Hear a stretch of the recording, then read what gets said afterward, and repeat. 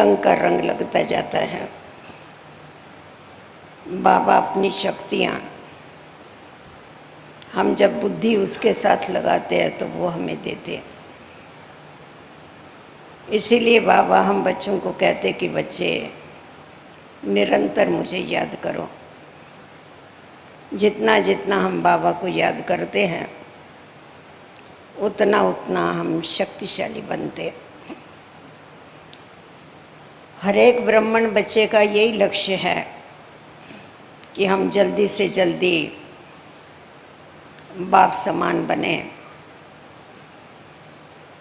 हम बलवान बने, माया जीत जगत जीत बने।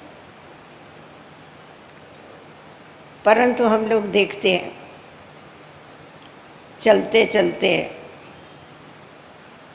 कभी ऐसा भी अनुभव होता है कि शक्तियाँ बाबा तो देता है, सामने वाले भी लेने का जरूर पुरुषार्थ करते हैं। एक तरफ शक्ति लेते हैं और दूसरी तरफ शक्तियाँ लीक होती। अभी कोई समझो पानी की टाकी है, ऊपर से नल से उसमें पानी गिर रहा है, परंतु नीचे अगर उसके थोड़ा सा भी छेद है तो क्या रिजल्ट होगी आप समझ सकते हैं। एकदम टाकी नहीं खाली होगी पर धीरे धीरे कम होती जाए। और जब शक्ति कम होती है फिर नेचुरल है, देखो शरीर की भी शक्ति कम होगी तो थकावट आएगी। जब थकावट आती है तो कोई भी काम करने का दिल नहीं होता। तो वैसे ही जब शक्तियाँ कमती होती हैं तो थक जाते हैं, मंजिल दूर दिखाई पड़ती है। क्योंकि थकने के बाद आप किसी को बोलो भागो तो बेचारा कैसा भागे, तो उसको मंजिल दूर दिखाई पड़ती है जहाँ पर जाना है, जो बनना है, तो दिल शिकस्त हो जाते हैं, ना उम्मीद, पता नहीं हम ऐसे बन सकेंगे या नहीं बन सकेंगे। एक बारी बाबा बता रहे थे बच्चे, लौकिक में भी कोई बच्चे ऐसे होते हैं जिनको बाप प्रॉपर्टी देता है, उस प्रॉपर्टी को बच्चे बढ़ाते हैं, काम में भी लाते हैं और बढ़ाते भी हैं। दूसरे प्रकार के बच्चे ऐसे होते हैं बाप की जो प्रॉपर्टी है उसको खलास कर देते हैं। बाप तो उनको देता है, उसको बढ़ाने के बजाय, उसको कार्य में लगाने के बजाय उसकी प्रॉपर्टी को नष्ट करते। तो यहाँ भी बाबा हम बच्चों को जो भी ईश्वरीय प्राप्तियाँ कराता है, अगर हम उन प्राप्तियों को सेवा में नहीं लगाते हैं, पुरुषार्थ में यूज़ नहीं करते हैं, तो लूज़ हो जाती, धीरे धीरे आप ही खलास हो जाती है और शक्तिहीन है, कमज़ोर है, ऐसा अनुभव होता है। अभी सबसे ज़्यादा पहले हम देखते हैं कि शक्ति लीक कहाँ से होती है। हम ब्राह्मणों का जो जन्म है वो ब्रह्मा के संकल्प से हम पैदा हुए। शास्त्रों में भी गायन करते हैं कि ब्रह्मा को संकल्प उठा कि मैं नई सृष्टि रचूं, और उसने नई सृष्टि रच डाली। तो हम भी देखते हैं कि हम बाबा के बच्चे ब्रह्मा मुख से पैदा हुए। ब्रह्मा की भी 2 वंशावली है, एक है मुख वंशावली, दूसरी है संकल्पों की वंशावली। साकार बाबा के समय सब मुख वंशावली बने, बाबा अव्यक्त होने के बाद संकल्पों की वंशावली बनी। दोनों सेम हैं, परंतु फर्क इतना ही है कि वाणी जो है उसमें समय लगता है, परंतु संकल्प जो है वो फास्ट होते हैं। तो ब्रह्मा बाप के जो संकल्प नई दुनिया रचने के, वो जब से बाबा व्यक्त हुआ तब से लेकर के हम देखते हैं बाबा के कितने बच्चे बढ़ गए। बाबा के जो श्रेष्ठ संकल्प है, एक श्रेष्ठ संकल्प ने आज कितने बच्चों को पैदा कर दिया, कितना ब्राह्मण परिवार बढ़ गया, कितना दैवी झाड़ बढ़ गया। बाबा संकल्प करते थे, तुम बच्चों के पास फॉरेनर्स आएंगे, आकर के अपना हक ले गए।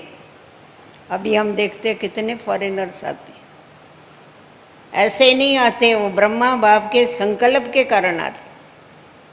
तुम्हारा ब्राह्मण परिवार इतना बढ़ेगा, तुम्हारे को पानी पीने की भी फुर्सत नहीं होगी, इतने लोग तुम्हारे पास आए।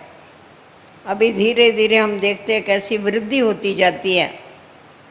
बाबा गाने वालों को याद करता था, क्योंकि बाबा जिस समय पर थे उस समय एक दो अपने गीत बने थे, बाकी तो सारे बाहर के रिकॉर्ड हम बजाते थे। बाबा कहता था, देखना तुम बच्चे, आगे चल कर के तुम्हारे पास इतने अच्छे गाने वाले आएंगे जो खुद ब खुद आके तुम्हारे पास गीत गाएंगे। आज हमारे पास कितनी कैसेट है, कितने गीत है, कोई गिनती तो करे कितने गीत, और ज़्यादा सब बाहर वालों ने, प्रोफेशनल लोगों ने गाई हुई। तो ये ब्रह्मा के संकल्प की सिद्धि है। बाबा ने जो संकल्प किए उसकी सिद्धि ये है।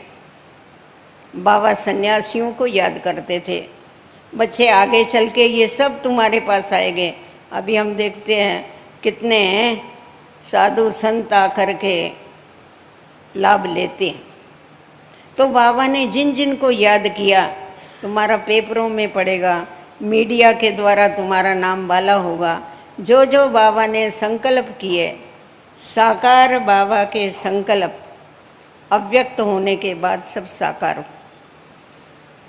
बाबा ने जो संकल्प किया वो रहा नहीं, परंतु साकार रूप में हम साक्षी होके देखते हैं कि बाबा के संकल्प कैसे फलीभूत होते।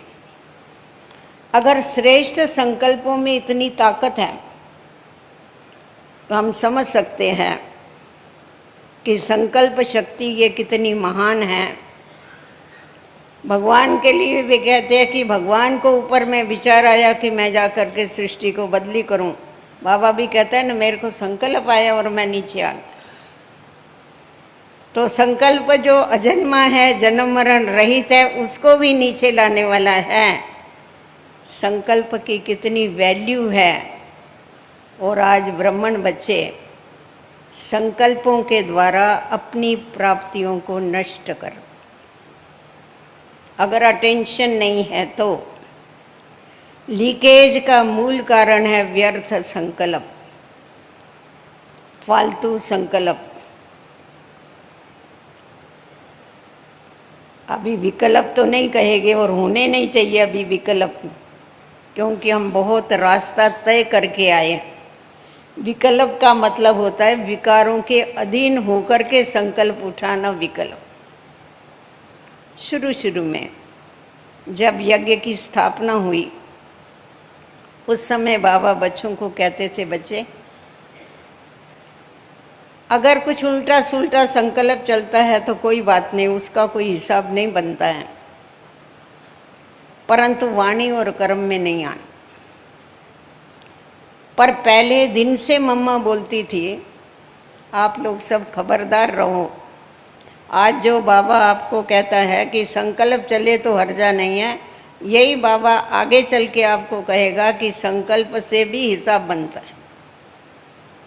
मम्मा ने अपने संकल्पों के ऊपर बहुत ध्यान दिया, इसीलिए बाबा कहते थे, देखो ये तुम्हारा बाबा नंबर 1 बना, पर तुम्हारी माँ +1 बनी। पहले लक्ष्मी पीछे नारायण हुआ, पहले राधा पीछे कृष्ण हुआ, तो +1 में आई। +1 में क्यों आई? क्योंकि उसने पहले दिन से संकल्पों के ऊपर अटेंशन दिया। अपनी प्राप्तियों को उसने कभी लीक नहीं किया, उसने अपनी प्राप्तियां अपने पास रखी। तो अभी हम देखते हैं कि ये जो संकल्प शक्ति है जो सारी दुनिया को चेंज करती है, लास्ट हमारा जो सेवा का साधन है वो भी मनसा सेवा है, संकल्प से सेवा। क्योंकि बाबा ने ये भी बताया, हम आपको कहा बाबा ने जो भी बोला है वो सारा सत्य है और सत्य हुआ है, और जो नहीं अभी तक प्रैक्टिकल में हुआ है वो होगा। बाबा ने कहा है, बच्चे ऐसा समय आएगा जो तुम घर के बाहर नहीं निकल सकेंगे, ऐसा समय आएगा तुम घर की बारी नहीं खोल सकते। तो जब ऐसा समय आएगा हम घर के बाहर नहीं निकलेंगे, घर की बारी नहीं खोलेंगे, तो सेवा कैसे करेंगे? तो उस समय हम सेवा करेंगे मनसा सेवा। तो वो जो मनसा सेवा है वो वही कर सकते हैं जिनकी मनसा कंट्रोल में, जिन्होंने इतनी मानसिक शक्ति, विल पावर अपने पास स्टॉक जमा किया हुआ है, वही मनसा शक्ति के द्वारा सेवा करेगी। तो अभी व्यर्थ संकल्प जो है, बीच में शुरू में काफ़ी समय हुआ, बाबा ने व्यर्थ संकल्पों के ऊपर अव्यक्त बाप दादा ने बहुत मुरलियाँ चलाई। तो उस समय तो थोड़े भाई बहन थे, हम लोग बाबा से मिलते थे पर्सनल, तो हम भी पार्टी लेके आए हुए थे। तो मैंने अव्यक्त बाप दादा को कहा, मैंने पूछा, मैंने प्रश्न, मैंने कहा बाबा वैसे तो व्यर्थ संकल्प नहीं चलते हैं, परंतु कभी कभी चल जाता, इसका क्या कारण? तो बाबा ने जरा मेरे को दृष्टि दिया जोर से, और फिर मेरे को कहा, देखो इसका कारण यही है कि बाबा जो युक्तियाँ बताता है उन युक्तियों को तुम बच्चे इस्तेमाल नहीं करते हैं। युक्तियों को इस्तेमाल न करने के कारण तुम्हें कमजोरियों से मुक्ति नहीं मिली। इसीलिए बाबा जो युक्तियाँ बताता है उन युक्तियों को इस्तेमाल करो। बाबा ने तुम बच्चों को विश्व कल्याण का इतना बड़ा कार्य दिया हुआ है। व्यर्थ संकल्प किसको चलते हैं? जो फ्री है। और तुमको बाबा ने इतना बड़ा विश्व कल्याण का कार्य दिया है, तो क्या विश्व कल्याण का कार्य तुम्हारा पूरा हो गया जो तुम फ्री हो गए व्यर्थ संकल्प उठाने के लिए? अभी तो तुम्हें बहुत कार्य करना है, तुम्हारे पास फुर्सत कहाँ है व्यर्थ संकल्प उठाने? क्योंकि बाबा पतित पावन है और हम बाबा के बच्चे मास्टर पतित पावन। बाबा हम आत्माओं को पतित से पावन बनाते हैं, हम हमारे योग बल से 5 तत्वों को पतित से पावन बनाते। तो इस प्रकृति को भी हमें योग का दान देना है। तो जब भी फुर्सत मिले तभी प्रकृति को योग का दान दो, सहयोग दो। अगर आप इस समय प्रकृति को सहयोग देंगे तो अंत में ये प्रकृति आपको सहयोग देगी। जैसा बाबा मिसाल बताते हैं कि देखो बच्चे, तुम्हारा कहाँ कोई प्रोग्राम होता है, फिर क्या होता है, हम हाल लेने के लिए जाते हैं, उनको जाके समझाएंगे ये ज्ञान बड़ा ऊंचा है, ये ज्ञान बड़ा श्रेष्ठ है, फलाना है टीरा, उनको बैठ के ज्ञान देंगे। पहले कभी गए नहीं होंगे उनके पास, जब भी हमको सहयोग चाहिए तभी उनके पास जाते हैं, वो फिर हमको टाल देते हैं, वो समझते ही नहीं इस बात को। वो हमको क्यों सहयोग देंगे? हमने अगर उनको सहयोग दिया होगा तो वो हमको सहयोग देंगे। आज आप देखो इतने योग शिविर में लोग आते हैं, इतने कॉन्फ्रेंस में आते हैं, सब कोई ब्राह्मण नहीं बनते पर हमारे सहयोगी तो जरूर बन जाते। तो हमने उनको सहयोग दिया, पहले से उनकी परवरिश किया ज्ञान और योग की, तो समय पर वो हमारे को सहयोग देने के लिए खड़े हो जाते। तो हम जितना औरों को सहयोग देते हैं उतना हमारे को सामने से सहयोग मिलता है। आज कितने सहयोगी है अपने। एक समय ऐसा था जब लोगों को खींच खींच के लाना पड़ता था, अभी लोगों को हाथ जोड़ करके ठहराना पड़ता है, भाई अभी नहीं, दूसरे ग्रुप में आना, अभी नहीं आना, दूसरे ग्रुप में आना। तो इतने हमारे सहयोगी बने हैं ना, इतना वातावरण बना है, तो ये हमें क्या करते, समय प्रति समय सहयोग देते हैं। तो बाबा ने यही बताया कि इस समय तुम जब प्रकृति को योग का सहयोग देते हो तो अंत के समय ये प्रकृति तुम्हारे को सहयोग देगी, औरों को डुबोएगी, तुमको डुबोएगी नहीं। औरों की ट्रेनें बंद होगी पर तुम्हारी ट्रेन लास्ट होगी।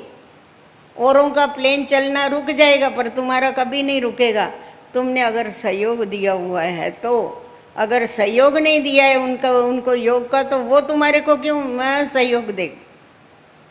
तो इसीलिए बाबा हम बच्चों को निरंतर योगी बनने के लिए सिखाता है। निरंतर योगी बनो, थोड़ा भी समय, 1 सेकंड 1 मिनट भी तुम्हारा वेस्ट नहीं जावे। अगर वेस्ट जाता है तो क्या होता है, तुम्हारी कमाई रुक जाती। तो संकल्प शक्ति ये बड़ी महान शक्ति है। उस शक्ति को अगर हम लूज छोड़ देते हैं, ये अपने बस की बात है, ये हम प्रैक्टिकल में करके देखा है। अगर हम फालतू संकल्प, समझो कोई नहीं, कोई कारण नहीं हो, ऐसा ही फालतू ज़्यादा संकल्प उठाते हैं, फिर आदत पड़ जाती है हमारे को संकल्प उठाने की। जरा सी बात होगी उस पर संकल्प उठेंगे। परंतु अगर हम ज्ञान का डंडा लेके बैठते हैं कि तेरे को सोचना नहीं है, तो नहीं सोचते। इसीलिए हमारे को बाबा कहता है तुमको अपने विचारों के ऊपर विजय प्राप्त करने के लिए, तुम्हें अपने संस्कारों के ऊपर विजय प्राप्त करने के लिए काली बनने की आवश्यकता। ब्राह्मण परिवार के लिए, औरों के लिए शीतला बनो, पर खुद के परिवर्तन के लिए काली बनो, तभी सुधर सकते। तो नहीं तो नहीं सुधर सकते, क्योंकि अनेक जन्मों के हमारे संस्कार है, अनेक जन्मों के विचार। तो व्यर्थ संकल्प जो है वो बहुत चलते और बड़े स्पीड से चलते हैं। उसकी क्वांटिटी बड़ी है क्योंकि क्वालिटी नहीं होती है उस। और चलते किसको है व्यर्थ संकल्प, जिसको क्यों, क्या, क्यों की, क्यों के, क्यों में खड़े होने की आदत। बाबा ने एक बारी बताया, तुम्हारे भगत तड़फ रहे हैं, चिल्ला रहे हैं, तुम्हें बुला रहे हैं, हमारे इष्ट देव आवे, वो बेचारे तुम्हारे लिए तड़फ रहे हैं, परंतु वो आवे कैसा ये तो बताओ। तुम खुद ही क्यों के क्यों में खड़े हो। जो क्यों में खड़ा होगा दूसरा उसको मिलने को आएगा, वो बोलेगा भाई हमारे को फुर्सत नहीं, वो तो क्यों में है, भले पड़ा रहे, जब भी फ्री होगा तभी जाके मिलेंगे। तो इस क्यों, क्या की, क्यों को फिनिश करो, समाप्त करो। तो सबसे ज़्यादा जो शक्तियाँ लीक होती है उसका कारण क्यों, क्या, कैसे, ये जो प्रश्न चिन्ह है ना, बाबा घड़ी घड़ी फुल स्टॉप के ऊपर क्यों समझाते। फुल स्टॉप लगाओ, कोई भी बात हो वे फुल स्टॉप लगाओ। फुल स्टॉप लगाएंगे तो क्या हो जाएगा, तुम्हारी शक्तियाँ फुल हो जाएगी। परंतु अगर तुम क्वेश्चन मार्क लगाते हो, क्वेश्चन मार्क टेढ़ा है तो स्थिति भी टेढ़ी बन जाती। तो उससे जो ईश्वरीय प्राप्तियां हमने की हुई है, वो ईश्वरीय प्राप्तियां क्या होती है, लीक होती जाती। जब भी बैठे हैं फालतू संकल्प उठा रहे, अरे जब भी बैठे हैं तभी आप बाबा को याद करो। चलो बहुत तुम्हारे को व्यर्थ संकल्प चल रहे, उसकी भी बाबा ने हम बच्चों को युक्ति बताई है। देखो जो होशियार ड्राइवर होता है वो समझो चला, गाड़ी चला रहा है और देखता है सामने वाला कोई उसको ठोकने को आ रहा है, उसको कोई कंट्रोल नहीं है खुद की गाड़ी पर, वो उसको ठोकने को आ रहा है। अगर उस समय वो उसको ब्रेक देता है, जब फुल स्पीड से गाड़ी चल रही है, अगर ब्रेक देगा तो गाड़ी उल्टी हो जाएगी। अगर वो होशियार ड्राइवर है तो वो क्या करता है, साइड ले लेता, खुद को बचा लेता है एक्सीडेंट से। साइड ले लेगा तो बच जाएगा ना, वो निकल के चला जाएगा। तो उसी प्रकार अगर व्यर्थ संकल्प चलते हैं, हम देखते हैं हमारे संकल्पों का लीकेज हो रहा है, हमारी शक्ति जा रही है, तो उस समय पर फुल स्टॉप लगाने के बजाय या शिव बाबा करने के बजाय आप क्या करो, बुद्धि को दूसरी तरफ लगा दो, साइड बदली करो ना, ज्ञान का मनन करो, चिंतन करो, मुरली लेके पढ़ो, कोई किताब लेके पढ़ो, तो एकदम आपके विचार क्या हो जाएंगे, बदली हो जाएंगे। नहीं तो लिंक चलती रहती है, एक बात के ऊपर कितना दिन संकल्प चल, अरे बात गई, कहते रात गई बात गई, परंतु रात चली जाती है, बात नहीं जाती है, बात चलती रहती है, अंदर ही अंदर बात चलती रहती। जैसा देखो अभी बाबा बोलता है, अगर समझो कोई क्रोध करता है तो तुम क्रोध नहीं करो, सहन शक्ति को धारण करो। चलो ठीक है, सहन शक्ति धारण किया, सामने वाले ने बोला, हमने नहीं बोला, एक बारी बोला, दो बारी बोला, चाहे जितनी बारी बोला, हमने नहीं बोला, क्योंकि बाबा ने मेरे को बोला, मैं चुप रहूँगी। चुप तो रही मैं, पर अंदर में तो बड़े तूफान चल रहे मेरे, कि ये तो मेरे साथ हमेशा ही ऐसा करता है, इसका तो स्वभाव ही ऐसा है, इसका तो कार्य ही ऐसा है। अच्छा, मैंने अभी इतने संकल्प उठाए तो उससे मेरा फायदा हुआ या नुकसान हुआ, ये बताओ। देखो लीकेज कैसा होता है। इसीलिए सहन शक्ति के साथ साथ सहनशीलता को भी धारण करो। सहनशीलता माना सहन शीतलता, सहन करने के बाद अंदर में हम शीतल रहे, तभी कहे हमने सहन किया। आधी बात हम उठाते, आधी को छोड़ देते हैं, जिसके कारण क्या होती है, हमारी शक्तियां जाती रहती। तो व्यर्थ संकल्पों के ऊपर विजय प्राप्त करने के लिए हमारे को समर्थ संकल्प पैदा करने की आवश्यकता है। और समरस संकल्प वही पैदा कर सकता है जो मनन और चिंतन करता। जितना जितना हम ज्ञान का मनन और चिंतन करते हैं, उतना उतना हमारे अंदर वो ताकत आती है, हम समरस संकल्प, पॉजिटिव संकल्प, श्रेष्ठ संकल्प उठा सकते। और जो श्रेष्ठ संकल्प उठा सकता है वही निरसंकल्प बन सकता। अगर श्रेष्ठ संकल्प उठाने की हमारे में ताकत नहीं है तो हम निरसंकल्प नहीं बन सकते। संकल्पों की लिंक चलती रहेगी, हमारी शक्ति खलास होती रहेगी, हमारा समय बर्बाद होता रहेगा, हमारा श्वास वेस्ट जाता रहेगा, क्योंकि संगम युग का सबसे बड़ा खजाना संकल्प, संगम युग का सबसे बड़ा खजाना समय है, संगम युग का सबसे बड़ा खजाना श्वास है। ये सारा हमारा वेस्ट हो जाता है, सारा लीक हो जाता है, जिसके कारण आत्मा क्या होती है, कमज़ोर हो जाती। तो इसीलिए हमारे को अपना जो समय है वो अगर हम अध्ययन में लगाते हैं, मनन चिंतन में लगाते हैं, तो धीरे धीरे क्या होता है, हमारे अंदर वो श्रेष्ठ संकल्प करने की ताकत आती जाती। छोड़ नहीं दे उसको, संकल्प चले ना, क्या हो गया, चला तो नहीं, ऐसा नहीं, क्यों चला, उसको स्टॉप करो। बाबा कहता है ब्रेक लगाओ ना, गाड़ी को ब्रेक नहीं, बिगर ब्रेक की गाड़ी चल रही तुम्हें तो एक्सीडेंट ही हो गए, और क्या होगा। एक्सीडेंट क्या होता है, व्यर्थ संकल्प चलाने के बाद आपको खुद को अनुभव होगा। आप अगर व्यर्थ संकल्प चलाएंगे ना, एकदम कमजोरी आ जाती, ऐसा लगता है जैसा वीक हो गए हम। उसको पकड़ के बैठ गए ना उस बात को, तो वीक हो जाता। अभी जो वीक होगा वो माया के साथ क्या युद्ध करेगा बेचारा, बताओ तो कैसा करेगा, उसमें ताकत ही नहीं है युद्ध करने। तो इसीलिए सबसे पहले ये मनसा की लीकेज को बंद करो। फिर उसके बाद आई वाणी की बात। वाणी के द्वारा भी सब कुछ नष्ट होता। वाणी से डबल शक्ति जाती है, शरीर की भी जाती है, आत्मा की भी जाती है। इसीलिए बाबा ने हम बच्चों को, देखो आप बोलते रहो 1 घंटा, बिगर मतलब का बोलते रहो, थकते हो? नहीं थकते।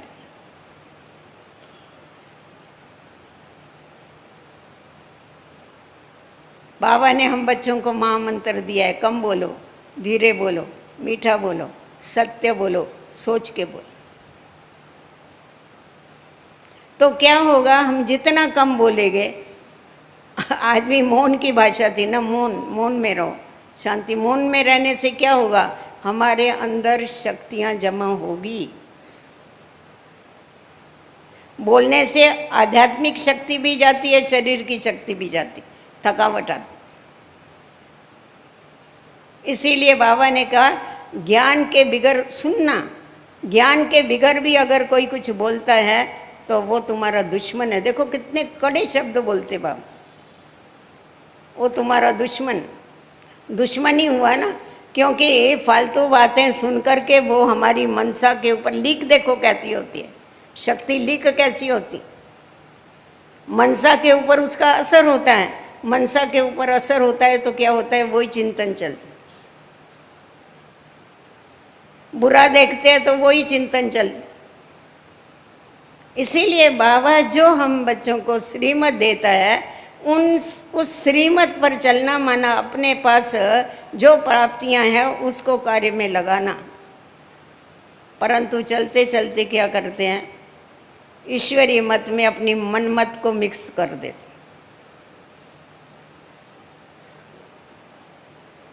बाबा ने ऐसा कहा, पर हम तो ऐसा समझते हैं, अरे तुम तो बाबा के भी बाप हो गए, बाप के बाप हो गए ना। बाबा ने ऐसा कहा और हम ऐसा समझते हैं, तो बाप के बाप हो गए। एक बारी मम्मा से किसी ने पूछा, मम्मा आज बाबा ने ये बात बताई, आपका क्या विचार है? मम्मा एकदम ऑफिशियल हो गई। मम्मा ने कहा मेरा विचार? बाबा ने बोलने के बाद मेरा क्या विचार हो सकता? बाबा तो बाबा है ना। तो ये जो बुद्धि का अहंकार है ना, ये बुद्धि का अहंकार क्या करता है, ये शक्ति को नष्ट करता, क्योंकि अपनी होशियारी मारते हैं ना। इसीलिए सरेंडर का मतलब क्या है, बुद्धि सहित सरेंडर हो। बुद्धि भी हमारी सरेंडर, जहाँ बिठाओ, जहाँ जो खिलाओ, जहाँ चलाओ, जैसा रखो वैसा हम रहेंगे। मारो चाहे प्यार करो, तेरा दर हम कभी नहीं छोड़ेंगे।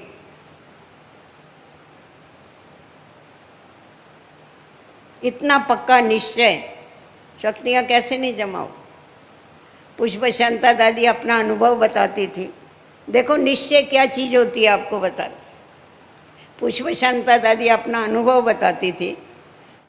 कहा जब शुरू शुरू में वो आई, पुष्प शांता दादी अपनी शुरू से आई हुई सिंध हैदराबाद, और बहुत बड़े घर की थी। उनका जो लौकिक पति था वो जापान में मखमल की फैक्ट्रियां चलाता। तो इसको इधर की लगन लग गई, लगन लग गई तो फिर चालू कर दिया। चालू कर दिया तो फिर उनका पति वापस आया। जब भी वापस आया तो पवित्रता का झगड़ा चालू हो गया। पवित्रता का झगड़ा चालू हुआ तो इसने कहा मैं तो पवित्र रहेगी किसी भी हालत में। छोटे छोटे 4 बच्चे थे उनके, 2 बच्चियाँ 2 बच्चे। छोटी बच्ची तो शायद 3 बरस की थी सिर्फ। तो इसने पुष्प शांता दादी ने क्या किया, एक दिन घर से निकल, दोपहर के समय एक दिन घर से निकल गई। उसके पास जो भी था उसका श्रीधन जिसको बोलते हैं, वो सारी गठड़ी बांधी और निकली, और आकर के बाबा के दरवाजे पर खड़ी हो गई। वो थोड़ी ऐसी कद से छोटी थी, तो उसको सभी गुड्डी गुड्डी बोलते थे प्रेम से।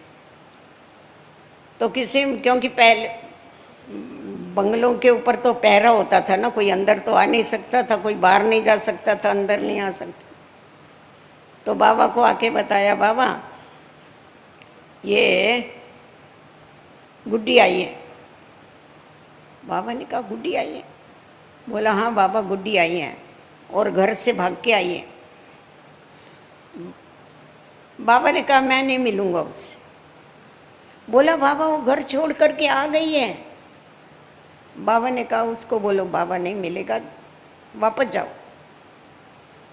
अभी ऐसी हालत में जब वो सारा छोड़ छाड़ के आई है, तब तक तो उसके घर में कितना घमसान हो गया होगा पीछे से। बाबा ने कहा नहीं।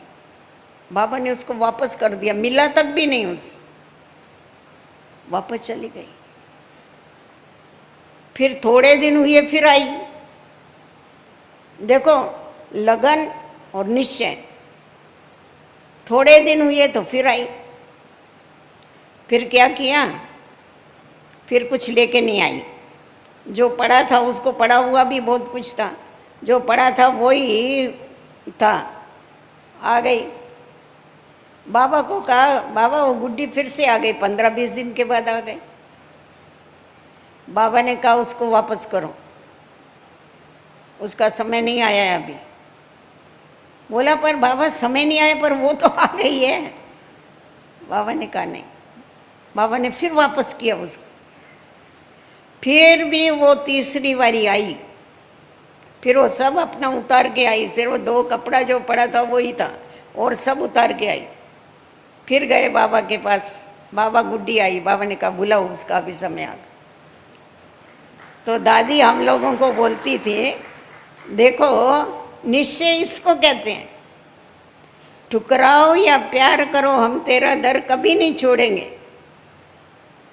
तो इस निश्चय के आधार पर कितनी भी समस्याएं आई, उन समस्याओं का हंस हंस के सामना किया। और कोई होता था बोलता था अगर मन मत चलाने वाला, ये भगवान है क्या, कौन 3-3 बारी ठुकराता है, हाँ इसके पास क्यों बैठे, इससे तो वापस जावे ना घर में। घर में तो उसके आगे पीछे नौकर चाकर घूमते थे, मखमल के बिगर तो पैर नहीं रखती थी नीचे। और यहाँ देखो बाबा ने उसको कैसा ही। आज ये जो ग्लोबल हॉस्पिटल है ना, ये इनके लौकिक जमाई ने बनवाई हुई। ऐसी आत्माएं फिर सिर्फ अपना थोड़ा ही भाग्य बनाती हैं, कितनों का भाग्य बना। तो बॉम्बे की उन्होंने बहुत सेवा की। तो ये बाबा बोलता है कि बच्चे तुम्हारे को अगर बाप के ऊपर निश्चय है, ड्रामा के ऊपर निश्चय, फिर काहे के प्रश्न उठाते हैं। नहीं तो और कोई होवे तो अंदर में तूफान चले ना कि बाबा ऐसा करता है, बाबा अरे जिसके लिए हम छोड़ के आए वो हमारे से मिलने को तैयार नहीं। कितने संकल्प आवे, परंतु नहीं, निरसंकल्प। जो बाबा ने कहा वो ठीक है। फिर शक्ति कैसे नहीं आएगी बताओ। बाबा ने ऐसी ऐसी आत्माओं को इस फाउंडेशन में डाला है, इसीलिए आज इतने बैठे हैं। तो हम लोगों को तो ये देखना है, हम लोगों को भी ऐसा मजबूत बनना है। कुछ भी हो जावे, कितने भी प्रॉब्लम आवे, पर तेरा दर कभी छोड़ेगे नहीं। ऐसी थोड़ी राजाई मिल जाएगी, वो इतना कच्चा नहीं है। बोलता है सिर्फ राजाई मैं तुमको देने के लिए आया हूँ, परंतु फिर साथ में ये भी बोल देता है मैं रास्ता बताता हूँ, चलना तुम्हारा काम। तो बाबा से हम बच्चों को जो भी कुछ मिलता है, उस सर्व प्राप्तियों को ईश्वरीय कार्य में लगाओ, वो बढ़ता जाएगा। और उसके साथ साथ क्या होगा, हमारी कमाई जमा होती जाएगी। उसको वेस्ट नहीं करो, उसको लूज नहीं छोड़ो, नहीं तो क्या हो जाएगा, खलास हो जाएगी। कोई भी चीज़ ले लो आप, उसको यूज़ नहीं करो, थोड़े समय के बाद वो नष्ट हो जाती। ईश्वरीय प्राप्तियां भी अगर हम यूज़ नहीं करते तो खलास हो गई। हमारा काम है उसको यूज़ करना। स्व कल्याण के लिए लगाओ, विश्व कल्याण के लिए लगाओ, पर उसको यूज़ करो तो बढ़ेगी दिन प्रतिदिन। आपके अंदर जो विशेषता है वो सेवा में लगाओ, आपकी विशेषताएं बढ़ेगी। आप सेवा में नहीं लगाएंगे, आप विशेष आत्मा नहीं बन सकेगी। इसीलिए अपनी विशेषताओं को भी कार्य में लगाओ। विशेषता आई कहाँ से, बाबा ने तो दी है हम लोगों को विशेषता। तो इसीलिए पहले ये मनसा का लीकेज बंद करो, वाणी का लीकेज भी बंद करो। हमें ज्ञान के बगैर कुछ भी बोलना नहीं, हमें कम से कम बोलना है, जितना ज़रूरत है उतना ही बोलना है। कोई कोई लोग होते हैं बहुत कम बोलते हैं, कहते हैं हम बहुत कम बोलते हैं, हम ज़्यादा नहीं बोलते का, पर बोलेगे ऐसा जो सामने वाला सारा जीवन रोता रहे बैठे। इसीलिए बाबा ने अंडरलाइन कराया, कम बोलो मीठा बोलो, ज़्यादा नहीं बोलो। तो वाणी के ऊपर भी लगाम चाहिए। कहा जाता है ये जो वाणी है ये पट में भी बिठाती है, खट में भी बिठाती है, ये तौजी तख्त पर भी बिठाती है, तो फिर हमारे को फांसी के तख्ते पर भी चढ़ाती है। इसीलिए इस वाणी को हमेशा कंट्रोल करके चलो। वाणी की शक्ति भी महान शक्ति, इसको वेस्ट नहीं करो कभी। उसके बाद तीसरा हम देखते कर्म। कर्मों को श्रेष्ठ बनाना है, कर्मों को सुखदायी बनाना है, औरों को सुख दो। बाबा कहते जितना जितना औरों को सुख देगे उतनी उतनी तुमको आशीर्वाद मिलेगी, जिस आशीर्वाद से तुम ये भवसागर पार करके चले जाएंगे। इसीलिए हमारे द्वारा कोई ऐसा कर्म न हो जिससे डिससर्विस हो। हम सर्विस नहीं कर सके तो कोई हर्जा नहीं है, परंतु हमारे द्वारा डिससर्विस नहीं होनी चाहिए, ये हमें खास ध्यान में रखना है। अगर हमारे जो द्वारा रॉन्ग सिग्नल जाता है तो हमारे पीछे बहुत लंबी क्यू है, उनका नुकसान सो हमारे ऊपर सारा बोझा चढ़। इसीलिए बाबा ने कर्मों को श्रेष्ठ बनाने के लिए, कर्मों को ऊंचा बनाने के लिए बाबा ने हम बच्चों को महामंत्र दिया है, जैसा कर्म हम करेंगे हमको देख करके और करेंगे। इसीलिए हमें बहुत ध्यान दे के चलना, वेस्ट नहीं करो। बाबा ने हम बच्चों को श्रेष्ठ कर्मों की कलम ही तो दी है हाथ में। जितनी लंबी भाग्य की रेशा चाहिए उतनी खींच लो, खुद की क्या पर सारे विश्व की तुम रेशा खींचने वाले है। तुम मास्टर भाग्य विधाता। देखो बाबा हम बच्चों को कितना चढ़ाता। तो इसीलिए ये जो लीकेज है ना, मनसा वाचा कर्मना, इसको बंद करो, फिर देखो कितने शक्तिशाली बन जाते हैं, माया जीत जगत जीत बन जाते। उसके बाद अभी देखते हैं दूसरा है रायल अलवेलापन। चलते चलते बहुत समय हो जाता है। अरे बाबा ने तो बोला था दूसरी दिवाली नहीं आएगी, अभी विनाश होने वाला है, कल का कोई भरोसा नहीं। इतनी दिवालियां आ गई, इतने दिन बीत गए, अभी तक चलता ही है, कभी विनाश होगा। बाबा बोलता है तुम ये चाहते हो मैं वापस चला जाऊं। जैसा कभी कोई बाबा हंसाता था, बाबा बोलता था जैसा लौकिक में कोई कोई बच्चा होता है ना, बाप से पूछता है तू कभी मरेगा, तू मरेगा तो मेरे को प्रॉपर्टी मिलेगी ना, कभी मरेगा। तो ये भी मेरे से पूछते बाबा कभी विनाश होगा, माना तू कभी जाएगा हमको स्वर्ग मिलेगा। अरे तुम्हारा ये कितना अमूल्य जीवन है, कितना ऊंचा जीवन है, समय को तो पहचानो तुम। तो अभी ये जो रायल अलबेलापन है ना, रायल नाम देखो कितना अच्छा है, अलबेलापन पर रायल अलबेलापन। रायल अलबेलेपन में क्या होता है, अभी कौन बना है, सब पुरुषार्थी है, सब चल रहे हैं, दूसरों को देखना।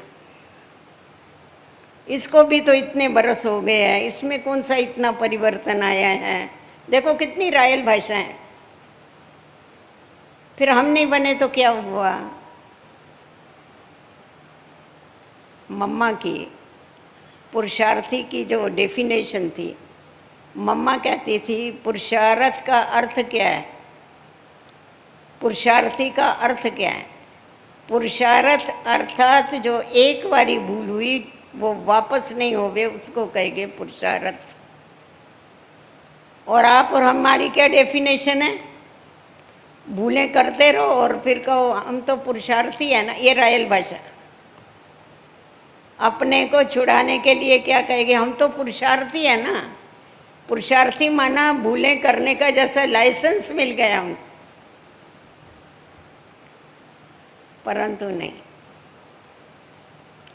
ये अलबेलापन जो है, ये अलबेलापन हमारे को हमारा ऊंचे भाग्य से हमको दूर कर देता। तो ऐसे अलबेले नहीं बनो, अलर्ट बनो, क्योंकि हम सब रूहानी मिलिट्री है। याद रखो ये हमेशा। मिलिट्री में कितने चुस्त रहते हैं।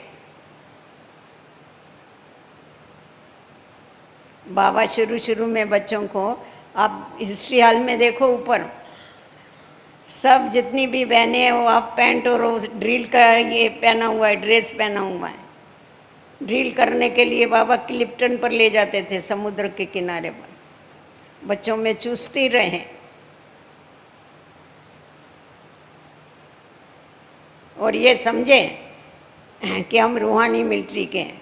बाबा पीछे वो बैग और बिस्तरा भी बांधता था, भागो, सीटी बजाते थे, भागते थे, बांध बैठे इनको हम रूहानी मिलिट्री के। तो ये जो अलबेले बन जाते ना चलते चलते, क्या भी तो ठीक है ना। हम बहुत बरसों से पुरुषार्थ कर रहे, बहुत कर लिया, सेवा करने हमने बहुत किया, अभी भले दूसरा करे। अरे बाबा कहता है पहले आप, इसका मतलब ये थोड़े तुम कुछ नहीं करो। देखो बाबा ने हमेशा पहले बच्चों को रखा, पर पुरुषार्थ में पहले कौन रहा? बाबा ने ये नहीं कहा पुरुषार्थ में पहले बच्चे, पहले मैं, ओटे सो अर्जन, मैं अर्जन। पुरुषार्थ में पहले खुद रहा, प्रालब्ध में, प्राप्ति में खुद को पीछे कर डाला। तो वैसा ही हमारे को भी हमेशा ये ध्यान में रखना है कि ऐसा नहीं अभी बहुत चलते चलते फिर हो जाते, अभी बहुत समय से पुरुषार्थ कर रहे हैं ना आप योग। हमारा तो चलते फिरते योग लगता है, सुना अच्छा है, लगता है तो बहुत लगना ही चाहिए योग, परंतु बैठ के भी तो योग करो ना। क्या करें, अभी टाइम नहीं मिलता है ना, क्या करें। हाँ, अलवेल है, अलमस्त, रीस करते एक दो से। बाबा कहता है रीस नहीं करना, रेस करो। ये ह्यूमन रेस चल रही है, रेस रीस नहीं चल रही है। रीस करते माने कंपेयर करते दूसरे से, इसने ऐसा किया तो मैं भी ऐसा कर सकता हूँ, नहीं। फॉलो फादर, सी फादर, फॉलो फादर। बाबा ने क्या किया? बाबा ने अंत तक पुरुषार्थ किया, अंत तक सेवाएं की। मम्मा ने चाहे बाबा ने, लास्ट घड़ी तक। बाबा ने कहा कि मैंने अभी इतने बच्चे पैदा कर दिए, इतना सब कुछ हो गया, अभी क्या है, मेरे को क्या करना है? नहीं, बाबा ने कितनी तपस्याएं की। बच्चे मेरे को भी बाबा भूल जाता है। मैं भोजन पर बैठता हूँ, बाबा को बोलता हूँ चलो बाबा मेरे साथ भोजन करो, पर मेरे को भी भूल जाता है बाबा। मतलब बाबा बच्चों को पुरुषार्थ अपना बता, मैं कैसा याद करता हूँ। इतना अटेंशन बाबा का खुद के ऊपर। अभी हम समझ सकते बाबा क्या भूलता होगा, पर हम बच्चों को बाबा सिखाता। बाबा कहता है ये जो अलबेलापन है ना, ये अलबेलापन आधी नींद है। अज्ञान ये पूरी नींद और अलबेलापन ये आधी नींद।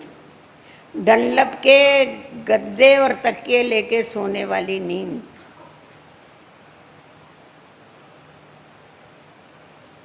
जो सोया है उसको उठाना सहज है जो ढोंग किया है, जो जागता है, उसको उठाना कितना कठिन है। तो ये अलबेलापन माना जागते हुए भी सोए हुए। कमाई क्या हुई बताओ? कमाई हुई, कमाई हुई। तो बाबा कहता है ये डनलप के गधे ले और तकिए लेके सोना नहीं बच्चे हैं। कौन बनाए? कौन बनाए? सामने है ना बने हुए। देखो हम कहते हमको इतने बरस हो गया, ये हो गया, वो हो गया। मम्मा जिस समय पर आई, मम्मा बाहर चप्पल उतार रही थी दरवाजे में।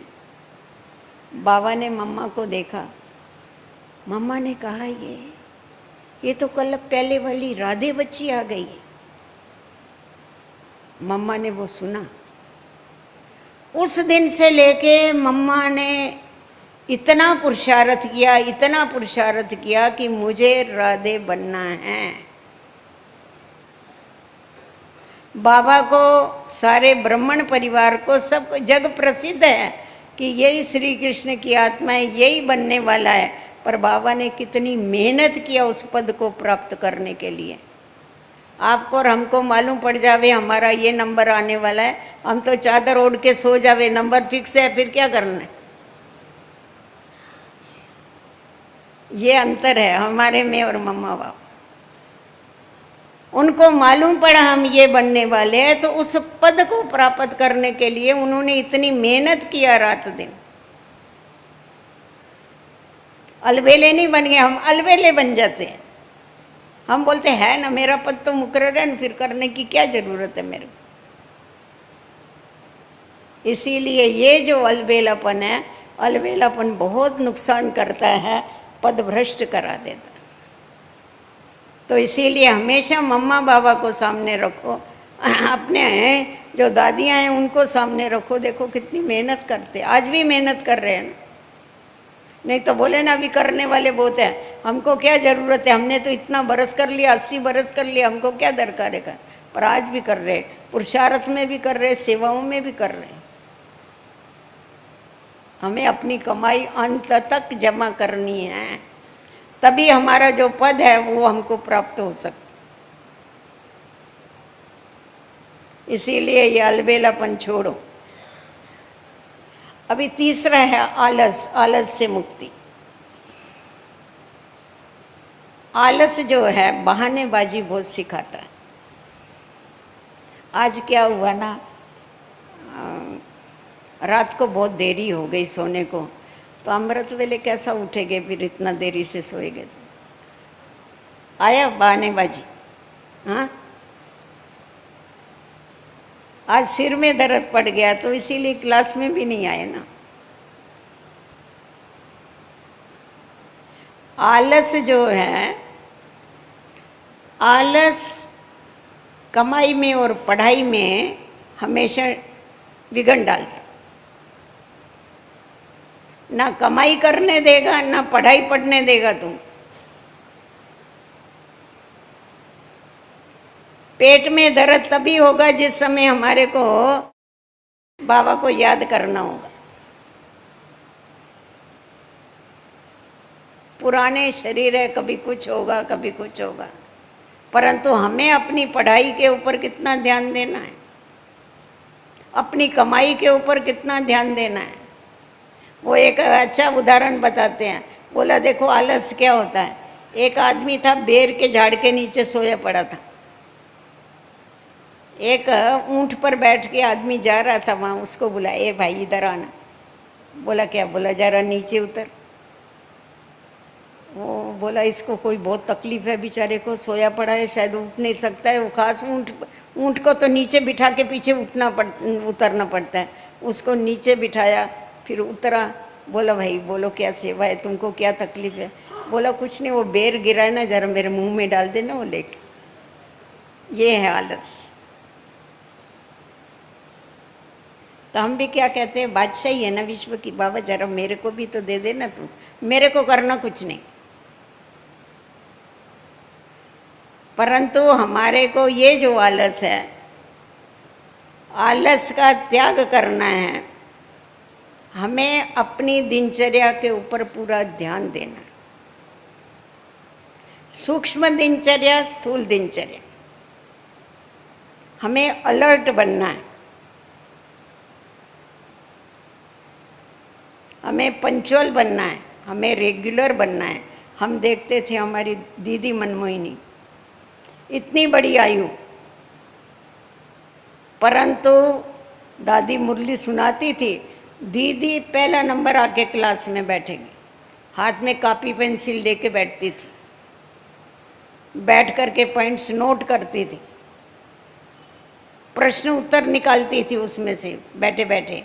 फिर क्लास पूरा होता था, हम जैसे को बुलाती थी सबको, आओ आओ इधर आओ, बैडमिंटन खेलेंगे ज्ञान का। हम भी लिखते थे बैठ के, वो भी लिखती थी। फिर हम लोगों को बुला के वो प्रश्न पूछती थी, हम फेल हो जाते थे। कभी जवाब भी देते थे पर बहुत करके फेल हो जाए, इतने अच्छे अच्छे प्रश्न निकले। फिर दीदी का जो भी पत्र किसी को जाता था उसके पीछे प्रश्न उत्तर जाते थे, रोज की मुरली। तो अपने ऊपर मेहनत किया ना, मेहनत करने के बगैर पद मिलेगा क्या? बाबा में आलस था। बाबा अमृत वेले बच्चों को सर्च लाइट देता था। कभी तो बाबा सारी सारी रात नहीं सोता। बाबा को बोले कि बाबा आपको नींद नहीं आई? बाबा कहेगा नींद कैसे आवे, बेचारी बांदेलियां पुकार रही है, चिल्ला रही है, रो रही है, बचाओ बाबा हमको। सर्च लाइट देता था। अपने आराम का भी त्याग किया ना। इसीलिए तो बताते हैं दधीची ऋषि ने अपनी हड्डियां भी सेवा में लगा दिया। हम हड्डियां लगाते तो नहीं है पर अपना मांस तो लगावे, कुछ तो मेहनत करें ना हम।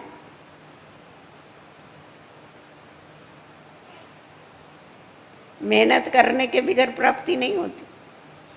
तो इसीलिए हमारे को अपनी दिनचर्या जो है वो एक्यूरेट बनानी चाहिए, पंक्चुअल रहना चाहिए। जब भी मन आया तभी उठे, जब भी मन आया तभी सोए, जब भी मन आया तभी खाया, नहीं खाया तो नहीं खाया, चला तो ऐसा ही चला। सेवा अगर इच्छा हुई तो सेवा किया, नहीं हुआ तो भले जाके दूसरे करे, उनको भी चांस दे रहे हैं। अरे उनको चांस ऐसा थोड़े दिया, उनको तो देना ही है चांस। पहले आपका मतलब ये नहीं है तुम पीछे हो जाओ, तुम अपनी कमाई करो, उनको भी कमाई करो। तो आलस जो है, आलस बहुत नुकसान करता।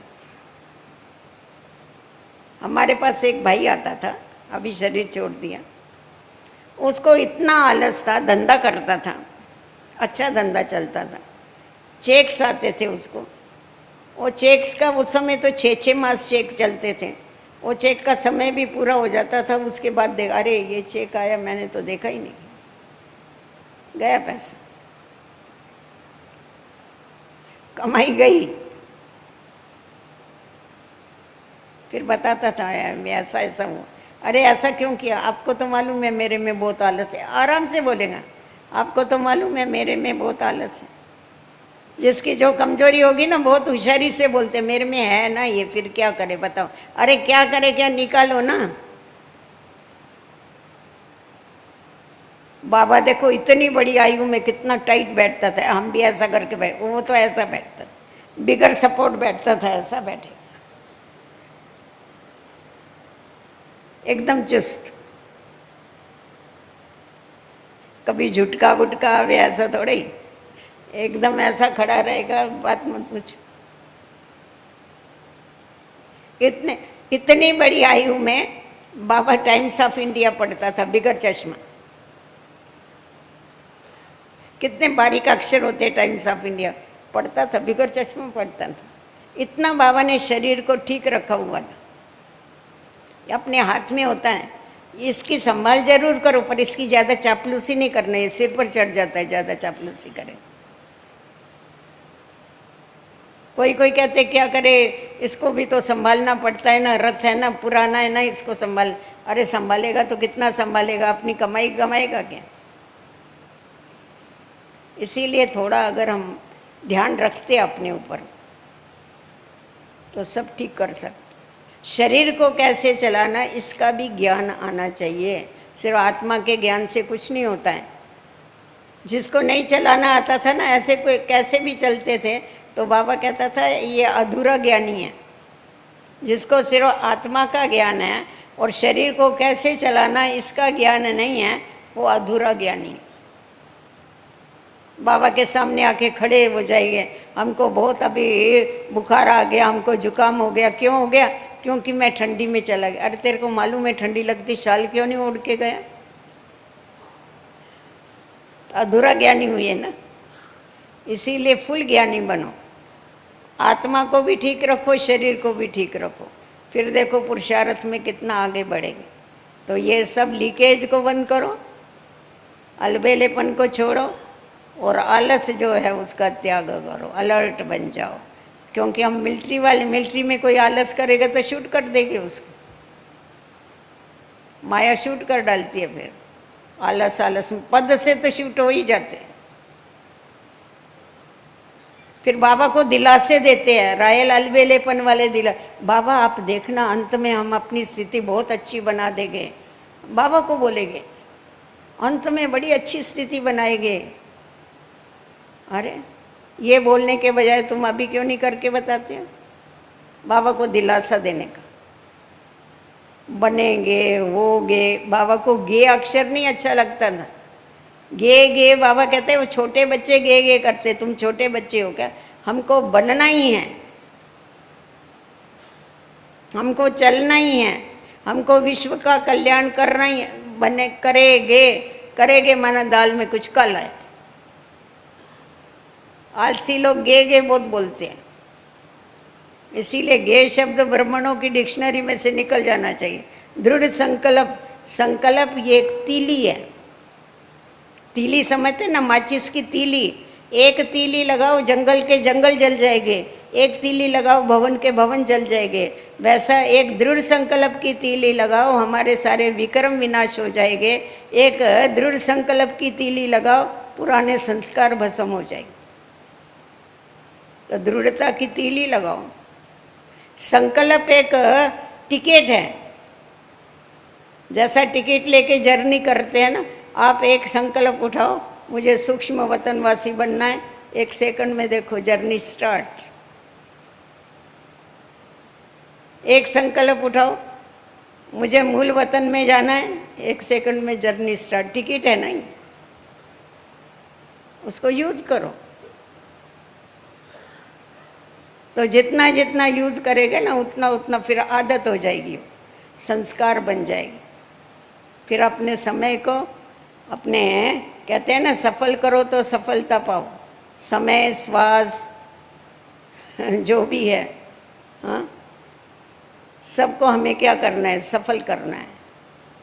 तना मना धना सब सफल करो, सफलता करते चल, सफल करते चलो, सफलता पाते जाओ। समय, श्वास, संकल्प सबको सफल करो, कुछ भी वेस्ट नहीं। वेस्ट नहीं होगा तो बेस्ट बच जाएगी। ओम शांति।